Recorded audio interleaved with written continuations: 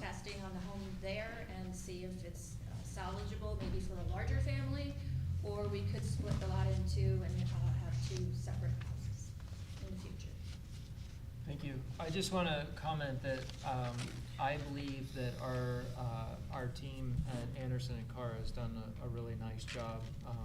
It's not an easy environment to acquire these, and you know, it allows us to fulfill our mission, and I think that we've engaged a really qualified team to help us out on the real estate acquisition side of this.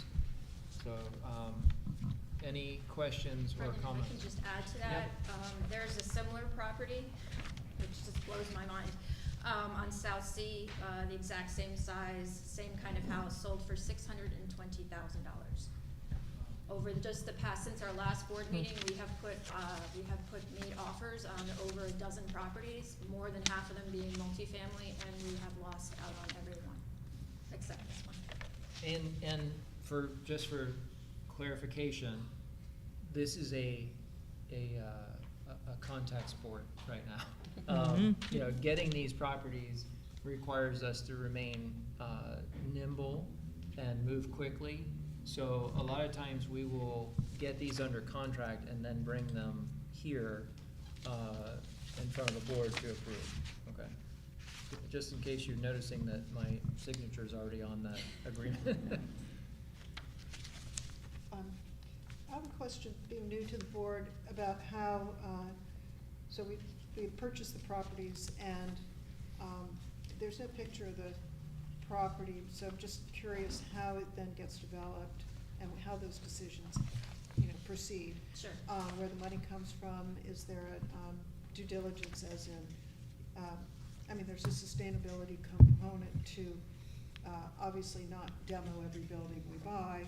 If there's some way that it looks substantial. Is it one story or two story? It's one story. It's one story.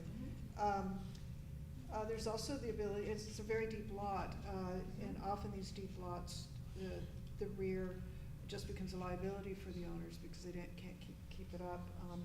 Is there any way that we could have accessory dwelling unit also as part of this component, which has proven to be a real boon to any homeowner? They can put their mother in there, they can put their son, they can put their renter, and then help pay the mortgage. So I just wonder, how do we proceed after it's purchased? Sure. So similar to NSP, once we purchase the property, we would then reach out to our development partners, whether it be Habitat, the Community Land Trust, Neighborhood Renaissance, to see who's interested in it. Depending on who's interested in it, if there's more than one person, we would come back to the board and they would give you their plans of what they would like to do for that. Kind of issue with the accessory dwelling, although I love the idea of doing accessory units, is that these are for people usually making less than 80% of area median income. So kind of putting another burden on them to rent this out, that's something we've ever done, but we could certainly look into it. So once we get all of these, and I have a map for you that's buried in all of this paperwork of all the different properties that we own, which ones we've developed, which ones we haven't developed, but eventually it will come back to you guys for you to decide what to do with that lot, who to give it to, and what you would like to see there. And that might even include rehabbing what's there. Correct. Yeah. On Realtor.com, it says that there's tenants in that home. Nope. I don't touch anything with tenants.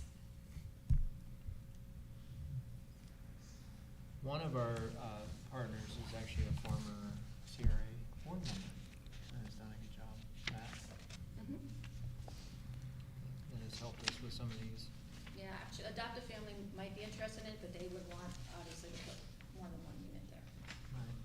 Right. That was my concern.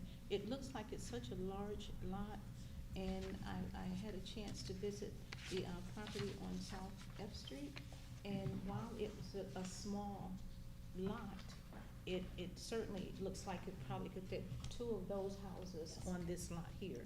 And so that way we'd at least get two families accommodated instead of one. And so how would you decide if it would be cheaper to rehab the one, or to go for two? How is that decision made? We would get some quotes on what it would be to rehab it, and then we would also, talk to our partners. For instance, we recently, transferred 3 properties to the Community Land Trust. We're meeting with them and the county commission in January to go after the money to actually construct those homes.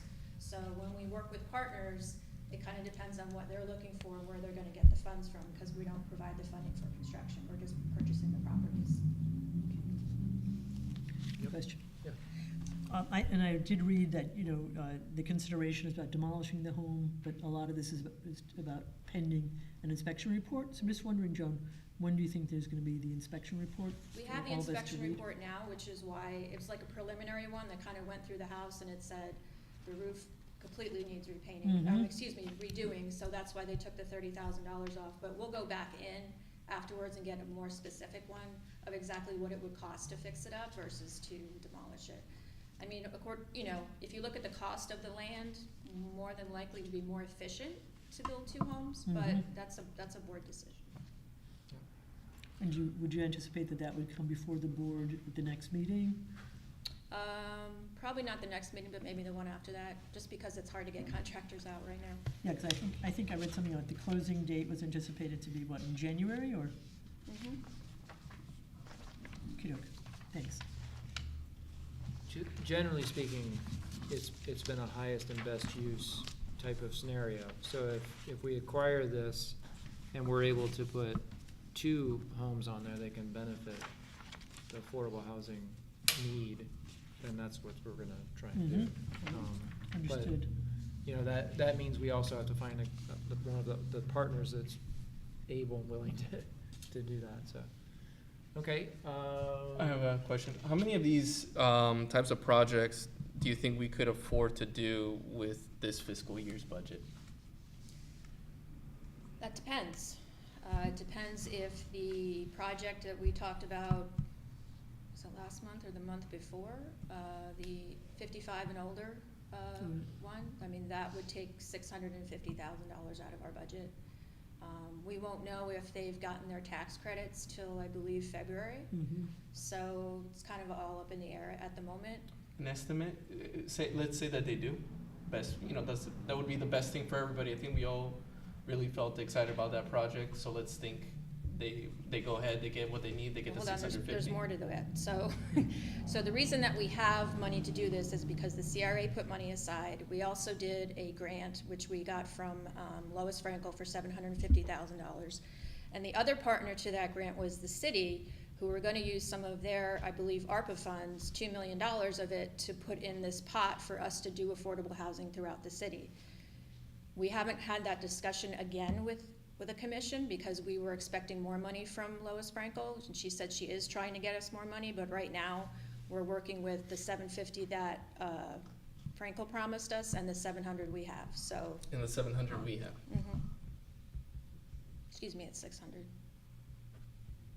So just with our 600, we could do like 3 projects. No. If we get these homes at this price, we could, essentially we'd be getting to 3 to 6 families with our $600,000. So like $100,000 to a family. Per property. Yeah. I'm concerned that this is not the best approach. If addressing affordable housing in our city is really the purpose is like one of our main purposes in going in and purchasing these properties and working with these partners. I'm concerned that this is not the best way of doing it. Well, there's 3 tranches that we go after. We do, from the past, we've done purchasing single-family lots and giving them to our NSP partners. We've done multifamily, where we partner and give an incentive. And then the last one is the buy-down of units, which we haven't started yet.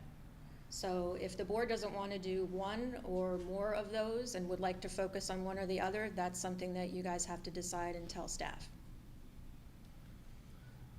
I think it would be helpful that, starting the new year, right, 2023, that we have a roadmap workshop, or, where it's the main purpose of the meeting is to lay out what our plan is for 2023 and for all these different things that we're trying to do. I think that'd Yeah, be very helpful, and if, maybe a small workshop on the budget as well to see what the thinking was behind, how it is now, which was approved by the prior board.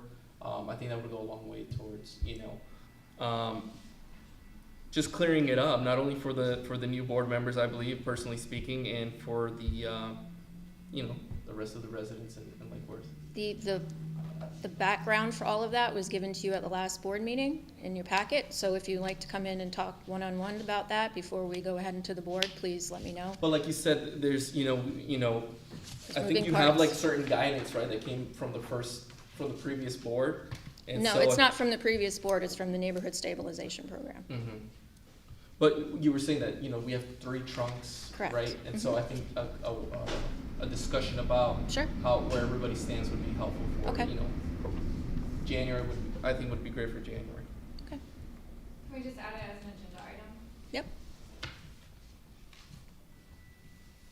Yeah, that's a good idea. I feel like we're jumping on a fast-moving train as new board members, and it would be nice to be able to, get a little more in-depth discussion, public discussion. Sure. Okay, I'll take a motion on the one action.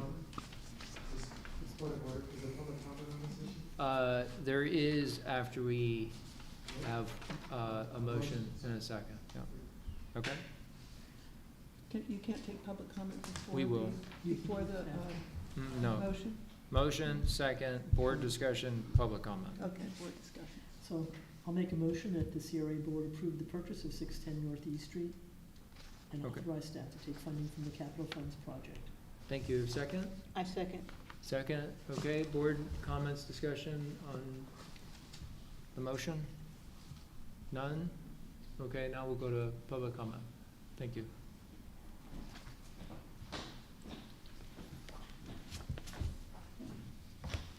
Restate my name, address, Richard Stab, 414 North Federal Highway.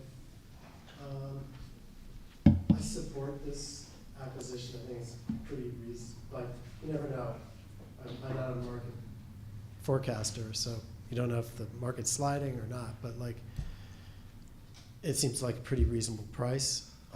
I think Ann's suggestion that you look at an ADU conceptually, I agree with that.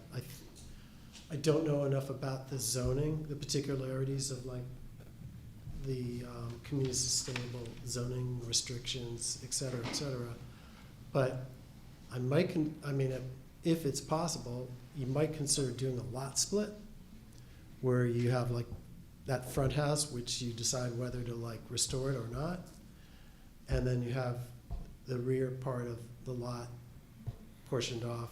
And then you can like focus, hey, do you want to build a duplex, triplex, or just single family home? I think if you have 2 entities, I would try and like have some sort of, I don't know what the word would be, but like deed restriction where even though you're splitting the lot, it's not necessarily you want like 2 sets of fences like separating people off. I think it'd be nice to like have, the lot itself, have an appearance of being what it historically has been, but just by splitting the lot, I think you have, maybe makes it easier for you to move forward with, gives you more options with moving forward with the planning. Thank you.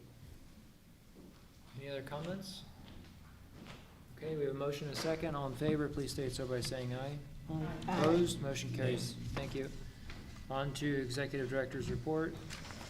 We have a progress report in our packet. Do you want I to do have a highlight? progress report in the package, if anybody has any questions on that. I'll just go over a few things. Next week, we're having our downtown holiday window decorating contest in the downtown, which will be judged by celebrity Vanilla Ice. He was nice enough to give us some time to to judge for us. The first prize is $1,000, second prize is $750, and third is $500, and those will be deducted from the business's utility bill sometime in January. Also, We in should wait till the summer. Get a little bang for a buck. Also, in the progress report, we are partnering with community partners, and starting in January, we're going to have a free homeowner workshop series. We'll have all of these sessions here at the Hatch, which will, they're for people who are looking to buy a home, and it's everything from how to do your taxes right, to improving your credit, to attaining a mortgage, and to buying a home and how to maintain it. So those free workshop series starts January 6th, runs through February 22nd, from 5 to 7 here at the Hatch. Hey, Joan, I just don't wanna forget the date was, the year was typo. What's that? The typo in What? 2000. Right. I was hoping to stay younger for another year. Okay, this Thursday, we have a meeting here that we're hosting with the city and the Transportation Planning Organization regarding the lane repurposing on Dixie. It should be quite an interesting meeting, starting at 6:30. We also are looking forward to working again with FIU graduate students. If some of you remember, we worked with them last year on doing some designs for the lots in the downtown.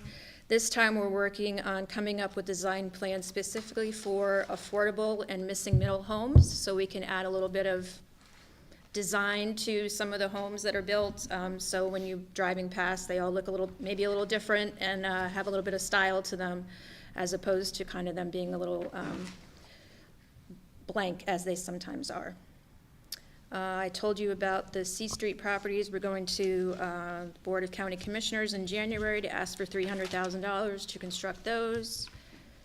And I think that's it, unless anybody has any specific questions about the progress report. I had a question about the missing middle. Sure. Can you elaborate on that for the board and for the audience, I guess? Yeah, sure. So, obviously, we do a lot of affordable housing here, and then there's obviously, homes to the east or luxury homes and stuff like that, but there isn't really a lot of homes that are for that kind of person who's graduating college or maybe starting a job or maybe starting a family. And if you look around these days, even in Lake Worth, it's tough to find a home anywhere from like $250 to maybe $450. And so that missing middle is completely gone. And so what that does is it forces people to stay in lower income houses or lower cost houses because they don't have anything to transition to, and therefore it gets harder and harder for people to buy affordable homes.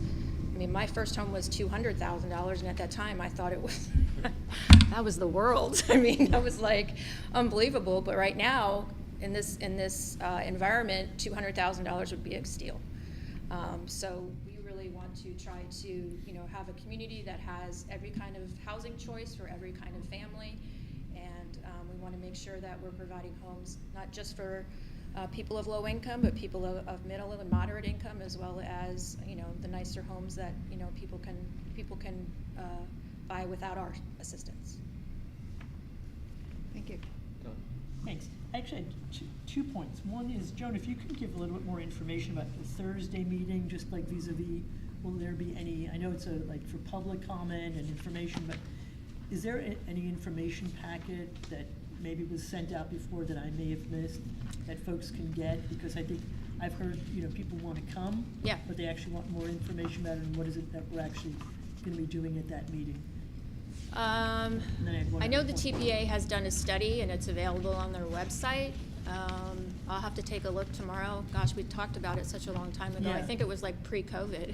Yeah. The basic premise of it is that there's, statistical data that says that going from a 4 or 5 lane Dixie Highway down to the 3 lane would actually be much better, not only for cars, but exclusively for pedestrians and bicyclists as well, without causing too much traffic cutting through the neighborhoods or creating too much of a wait.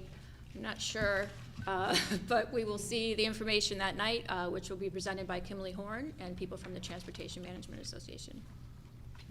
And I just had one other comment, and that would be on the wayfinding project. I know here it says, CRA staff will continue to evaluate the need for replacing or adding decorative wayfinding signage throughout the city as the need arises. One thing that I would love to add, again, this is what I've heard from a bunch of folks, is that it would be great to have signage or a kiosk of some sort that would actually let people know where parking is. Because, we keep saying, people will like, oh, we need to have more parking here, but there are parking lots, but I think people just don't know where they are. I've heard from people, like even family members and people in Delray Beach and Boynton Beach, they said like, oh, we would love to come more, but like, we just don't know where to park. There's just a dearth of parking, and I keep saying, well, there are lots, where are they? The city So- just put up some parking signs, but we can take a look and see if we can add some. Sure. Or even just like a way to direct people, like where the lot, what the lots are and where they are, would be really helpful. Okay. Thanks, that was it. All right. Any other questions or comments on the progress report? Okay, move on to board member comments. I really don't have many comments, but, it's that time of year where everyone expects everyone to be really happy. And I would like you to contact someone who may not be happy and may not be having such a great year, or have not had a great year, and they may be feeling isolated or alone. So please just reach out to somebody that you haven't thought about for a while, because I'm sure they'd love to hear from you. Can I just say one thing? And I apologize for interrupting. I just totally forgot the chairs that are sitting here looking at you. Yeah. So this past Saturday, we entertained about 25 to 30 children from For the Children and children around the neighborhood, and they came in, they were able to make their own ornament to bring home. We also gave them a whole pack of goodies to bring home, including crayons and other crafts to do and things that they could give to other people for Christmas or Hanukkah or whatever holiday that you celebrate. These particular ones that are in front of you were used for the businesses downtown as giveaways when people spend a certain amount of money. These were all handmade by staff. I had very little to do with it, and that's why they look so good. But we wanted to make one for all of you to show you that how much we appreciate you and all that you do. And I know you don't get paid for this, and you take probably a lot of people talking in your ear a lot, and we appreciate it. Thank you. Thank you. Thank you so much, they're beautiful. Thank you, Joan. Thank you. And thank you, Carla, for that reminder. It's a difficult time of year for many people, and we do forget. I did want to circle back to the cottages. The disappointment that I have that the demolition by neglect has taken place, and that the position of board and the position of the presumably the town council is to demolish these buildings. I do think that the research is there. If you that I've done certainly in historic districts, that intact historic districts really contribute to our heritage and our pride. And I know they don't look so great now, but when these beautiful little cottages are restored, they are our treasure and our asset. And the one thing that sets us apart from every other coastal community that I've ever seen in Florida. So I'm very disappointed that we can't just wait until we get the report from the charrette to just at least delay to see whether the designs include the historic properties. Thank you. Actually, Anna, you took the words out of my mouth, so I'll second what you said. If there's a way, and I appreciate the public comments here, if there would be a way for us to reconsider the decision, I'd be all for that. I think I took a tour on the weekend and looked at most of them.